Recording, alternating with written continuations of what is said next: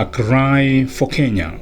When Habakkuk cried, he could have been crying for Kenya. There was once a prophet who looked at his nation and could no longer sleep. He walked through the streets where the powerful had become predators, where justice had become merchandise, where the cries of widows, orphans, and the poor disappeared into palaces of men who neither saw nor cared. His name was Habakkuk.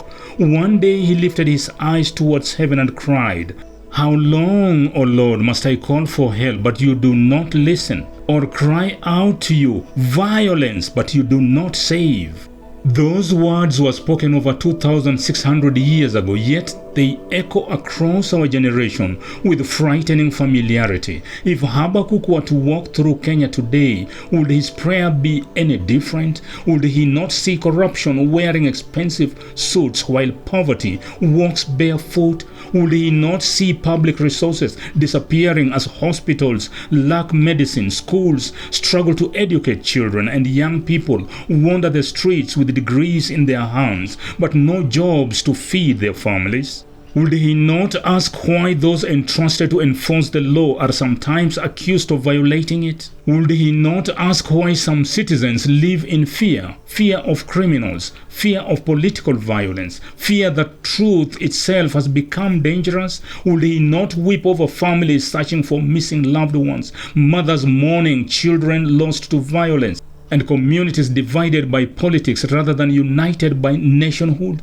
Habakkuk looked around his own country and said, "The law is paralyzed." How terrifying, not because there were no laws, but because the law had stopped protecting ordinary people. A nation does not collapse in a single day. It dies slowly. First, truth becomes negotiable. Then justice becomes selective. Then corruption becomes normal. Then violence becomes acceptable.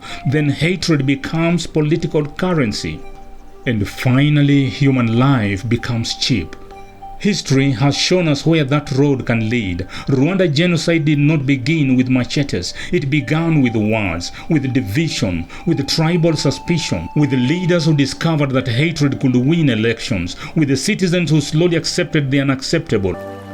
The suffering in parts of Democratic Republic of Congo did not emerge overnight. Nor did the tragedies that have scarred part of Sudan. Societies rarely wake up one morning in ruins. They drift there, one compromise at a time, one injustice at a time, one act of impunity at a time. Kenya is not condemned to repeat those histories, but neither is any nation immune. When tribal identity becomes more important than our shared humanity, when political victory matters more than human life, when the constitution is treated as an inconvenience instead of a covenant, when young people are encouraged to become instruments of intimidation instead of builders of the nation, when corruption steals not just money but opportunity, every citizen pays the price. Habakkuk did not merely complain, he warned. He reminded the people that no empire built on injustice stands forever. No throne established by corruption lasts forever. No nation survives if it consumes itself from within. The greatest danger facing Kenya is not simply corruption. It is when corruption becomes ordinary. The greatest danger is not injustice. It is when injustice no longer shocks us. The greatest danger is not tribalism.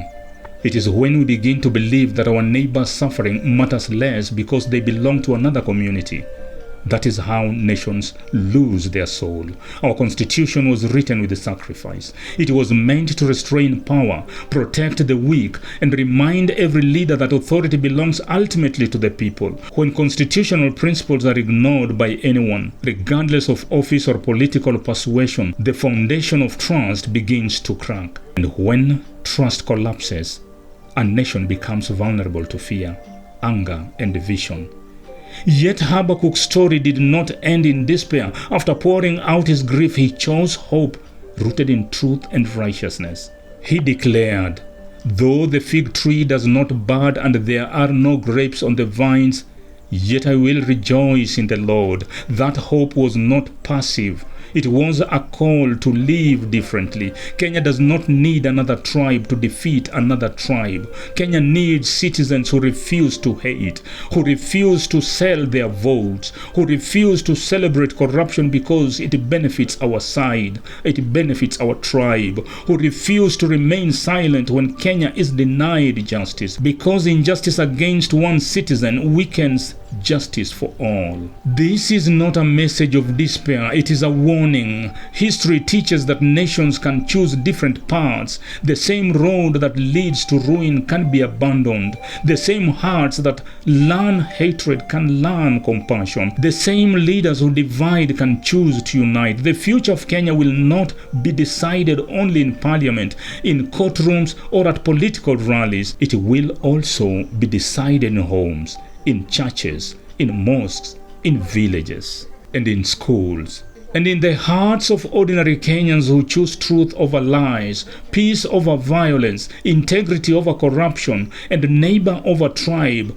Habakkuk cried because he loved his nation too much to remain silent. Perhaps it's time that all of us should cry like Habakkuk, if not more than Habakkuk. Perhaps it's time for Kenya to hear that cry again, before the wounds become too deep, before divisions harden into hatred, before history asks why we saw the warning signs and did nothing. The choice is still ours.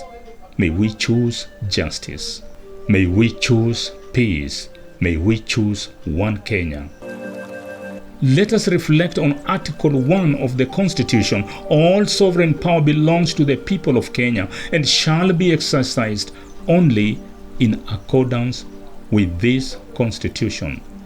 God bless Kenya. God protect Kenya.